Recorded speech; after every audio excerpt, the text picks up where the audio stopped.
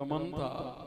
मैंने गद्दी से पहले भी एक दिन कहा था, हमारे प्रिंसिपल साहब जी और अशोक भाई जी कुछ अल्प समय में और हमारे लिए आशीर्वचन कहेंगे, दो शब्द।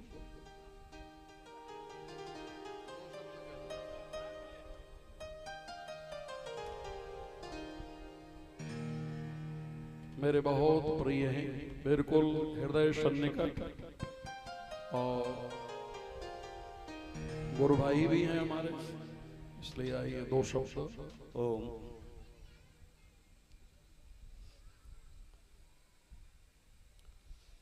श्री कृष्णाय वासुदेवाय हरे परमात्मने प्रणतः क्लेशनाशाय गोविंदाय नमो नमः।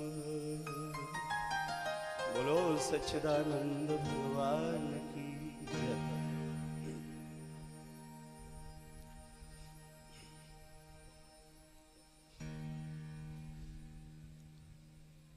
परम श्रद्धेय पूज्य आचार्य जी महाराज एवं उनके सभी सहयोगी एवं सभा में उपस्थित भगवत कथा इस आयोजन में उपस्थित सभी श्रोता के रूप में भाई बहन माता पिता और हमारे साधु संत एवं गुरु महाराज जी, आपके श्री चरणों में कोटि कोटि प्रणाम। और मैं बहुत सकुचा रहा हूँ, गुरुजी विराजमान है यहाँ पर, बड़े बड़े संत विराजमान हैं और आचार्य जी तो बहुत काबिल हैं और सभी इनके संगीत वादक आदि भजन गाने वाले सभी मुझसे बहुत ज़्यादा योग्य हैं, इसलिए मुझे सकुचा रहा हूँ मैं। मुझे लग रहा है मैं क्या बोलूँ, और फिर भी आचार्य जी ने निवेदन किया है तो कुछ सुनाऊंगा आपको। आपने बहुत सुना है, बहुत सुना है, आप सब गुरु हैं, आप सबको बहुत ज्ञान है। आपको लगता है जब आपसे कोई बात करता है, आपके सामने जो होता है, आपको लगता है उसमें अकल कम है, मुझ में ज्यादा। ये स्वाभाविक ही ऐसा लगता है, क्योंकि ऐसे लगता है ना, क्योंकि हम चैतन्य स्वरूप हैं। हाँ, चैतन्य होने से, ज्ञान स्वरूप होने से हमें ज्ञान का अभिमान रहता है, लेकिन ये ज्ञान भौतिक ज्ञान कहलाता है। ज्ञान जो है वो अपना ज्ञान हो जाए, अपनी आत्मा का ज्ञान हो जाए, वासुदेव कृष्ण का ज्ञान हो जाए, तो वह ज्ञान कल्याणकारी होता है। अगर भौतिक ज्ञान, बौद्धिक ज्ञान, व्यवहारिक ज्ञान, यह इसका अभिमान हो तो बांधने वाला होता है। तो आप श्रीमद् भागवत सुन रहे, बड़े ही भाग्यशाली हैं और आप समझती हैं ना, आप सब समझते हैं आप कि परीक्षित को 7वें दिन तुम्हें सांप डस लेगा, श्रृंगी ऋषि ने श्राप दे दिया। तो इस कथा को सुनकर परीक्षित कैसे कहें, सर्गे अपि न जायन्ते प्रलयेन व्यतन्ति च, सर्प ने तो काटा लेकिन उन्हें लगा ही नहीं कि मुझे काट रहा है। मृत्यु भी हुई लेकिन उन्हें लगा ही नहीं कि मैं मर रहा हूं, मैं मर जाऊंगा। क्यों? 7 दिन की कथा सुनकर उन्हें ये ज्ञान हो गया कि मैं शरीर नहीं हूं, मैं आत्मा हूं। आप भी, हम सब समझते हैं, हमारे जब स्वजन संबंधी, पुत्र आदि, पति, ससुर, हमारे पिता, दादा, मित्र जब जाते हैं तो हम जानते हैं कि जो इसमें था वो चला गया है, उसकी मृत्यु नहीं हुई है और ये देह मिट्टी जड़ रह गया है।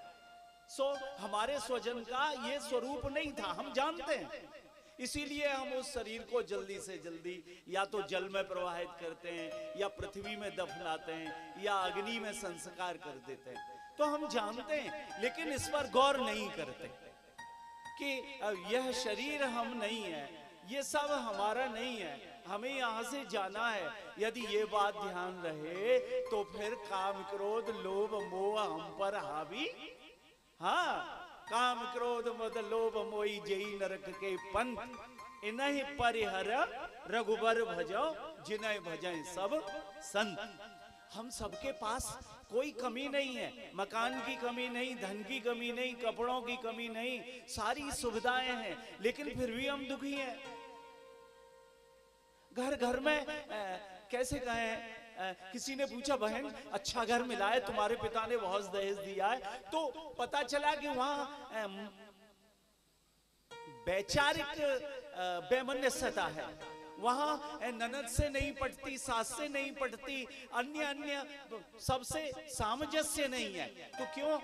ये काम क्रोध लोभ मोह की वजह से हम जहां रहते हैं वहां हम सामंजस्य नहीं कर पाते। इसलिए हम अपने काम क्रोध लोभ को मारें, हम एक दूसरे को निभाना सीखें। ये कथा आपको सिखाएगी कि सब में वासुदेव भगवान है, पति में तो है ही है, पति के साथ साथ सब में है, वासुदेव सर्वम। कथा में भगवान यही कहते हैं, कोई न तदस्त विना यस्यान में अभू चराचरम, चर और अचर, चलने वाले जीव और अचर एक जगह रहने वाले जीव जैसे वृक्ष आदि, इनमें कोई ऐसा नहीं है जिसमें मैं ना हूं। ये संपूर्ण जगत मुझसे बर्फ के सदृश है, मेरे अतिरिक्त दूसरा कुछ है ही नहीं, मुझ में ही ये जल संसार की प्रतीति हो रही है। जैसे जल में सागर तरंग में आदि, सोने में आभूषण की प्रतीति होती है, वैसे ही ये समस्त जगत मुझ में भास रहा है। हमारी भक्ति तभी पूर्ण होगी जब हम सब में भगवान को देखेंगे। सम सर्वेषु भूतेषु तिष्ठन्तम परमेश्वर, जो सब में समान भाव से परमात्मा को देखता है। श्रीमद् भागवत में यज्ञोत्सव में आप पढ़ेंगे या सुनेंगे तो भगवान कृष्ण कहते हैं, जो भक्त मुझको मात्र मंदिर में देखते हैं, मूर्तियों में देखते हैं, तीर्थों में देखते हैं, वह पशुओं में गधे के समान है। न काष्ठे विद्यते देवान सलायान मृत्सुच।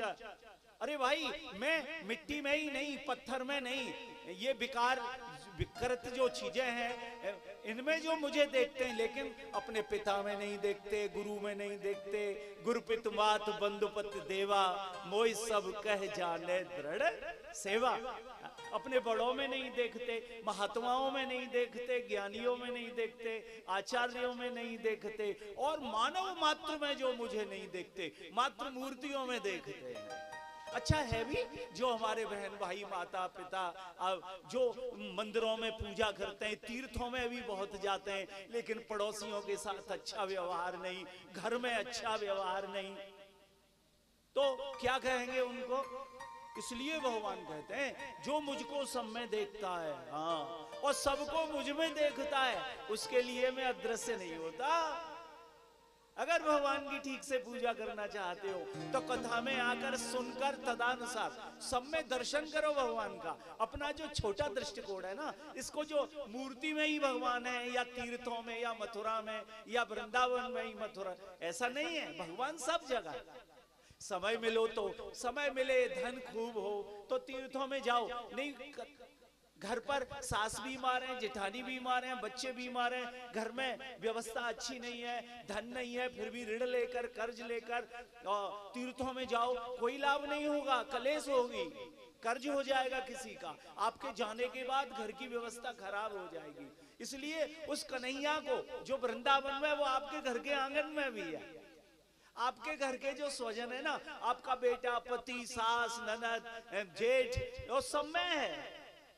सबसे प्रेम करो, सबकी सेवा करो, सबका अभिवादन करो, उनकी आज्ञा का पालन करो, वो जैसे रखना चाहते हैं उनके हिसाब से रहो, घर में सुख आ जाएगा, घर में तरक्की हो जाएगी, घर में एकता हो जाएगी। संग में ही शक्ति है, एकता में शक्ति है। शनि स्वप्न में कहा मैं तेरे घर आ रहा हूं, और मालिक बड़ा परेशान, बोले मेरे घर में शनि आ रहा है, अरे कोई उपाय तो बताओ। तो वो सबसे पूछा, बोले हम नहीं जानते, बोले छोटी बहू नहीं आई है, अभी मैं उसे पूछने जा रहा हूं। तो उन्होंने कहा कोई बात नहीं पापा, अब्बा सामने एक बने रहे। शनि नहीं, शनि का उपाय क्या है? एकता। अभी अयोध्या में भाजपा हार गई, जिन्होंने मंदिर बनवाया, अयोध्या की सीट हार गई भाजपा। लोगों ने कहा राम जी ने तो मदद नहीं की। अरे राम जी की बात मानते नहीं है आप। जहां सुमति वहां संपत्ति, ना ना, और जहां कुमति वहां।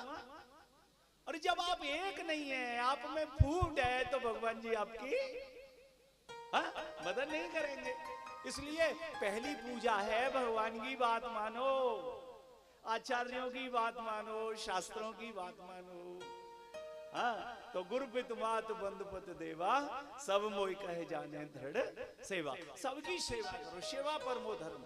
अधिकार के लिए मत लड़ो, मुझे ये चाहिए, मुझे क्यों नहीं मिलेगा। अरे भैया मिल जाएगा, सेवा तो करो पहले।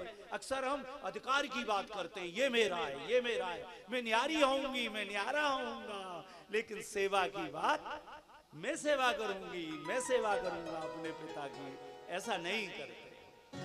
इसलिए खूब भागवत कथा सुनो, आचार्यों की बात मानो, खूब कीर्तन करो, खूब व्रत करो, लेकिन अपने इष्ट को, अपने कृष्ण को सिया राम में सब जग में देखा।